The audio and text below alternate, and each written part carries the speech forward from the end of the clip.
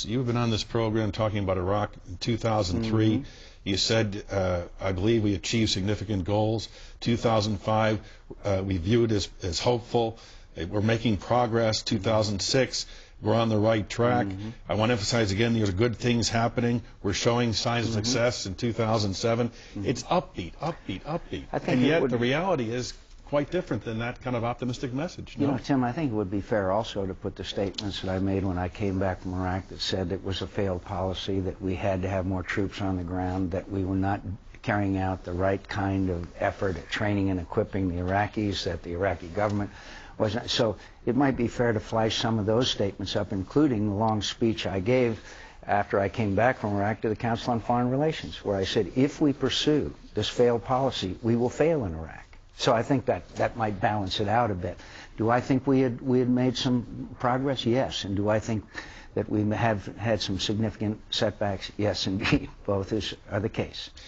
You made a lot of news back in April when you went to Iraq. You went on a radio show and said, had a news conference, never been able to go out in the city as I was today. And then later these photographs were released where we saw, John McCain in the marketplace, surrounded, wearing a flak jacket. The next day, the paper said that a day after members of an American congressional delegation led by Senator John McCain pointed to their brief visit in Baghdad's Central Market as evidence that the new security plan for the city was working, the merchants were incredulous about Americans' conclusions. What are they talking about? The owner of an electrical appliances shop said the security procedures were abnormal.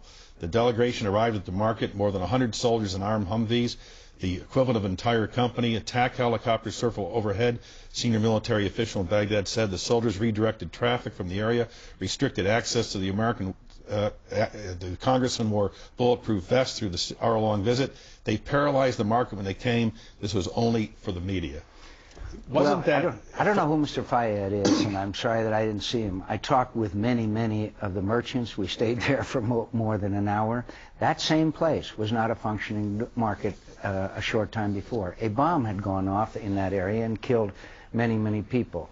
There was a group of people that I talked to as I walked around that shopping area for over an hour who said, I'm glad to see you. Well, things are better. So a guy came and complained about a sniper that they'd had problems with, and the police chief we talked to about that. My point is, the neighborhoods are safer.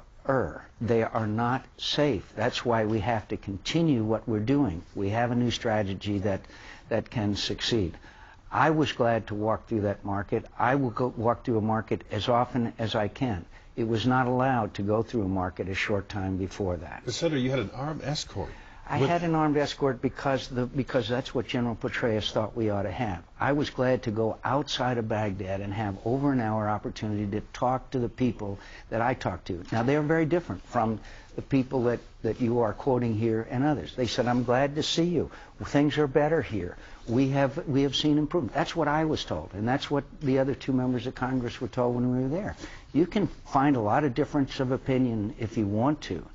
But I believe that it's important for me to go out and meet those people if I can and be around them. I didn't call for the kind of, quote, protection that was around me, but I am not afraid.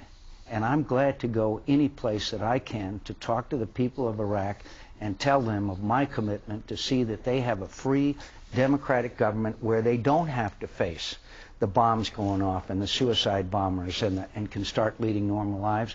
And I'll do that every chance I get. But the military felt you needed that protection, and the number of suicide bombers has gone up since the surge began.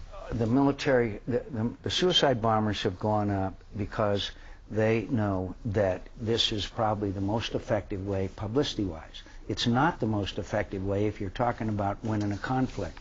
Suicide bombers are the most difficult of any to counter. People who are willing to take their own lives in order to take others. You can ask the Israelis. I think they'll tell you that. They have literally sealed their borders, and yet suicide bombers get across.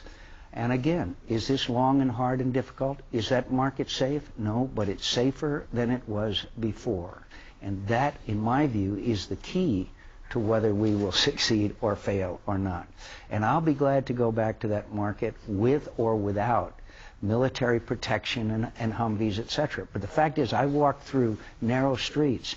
I didn't have people all around me. I don't know where they get their information, but I was glad to walk around and talk to people and have contact with them and tell them that I, as an American, will do everything I can to let them lead the normal lives which are God-given rights to everybody on earth. There seems to be a real erosion in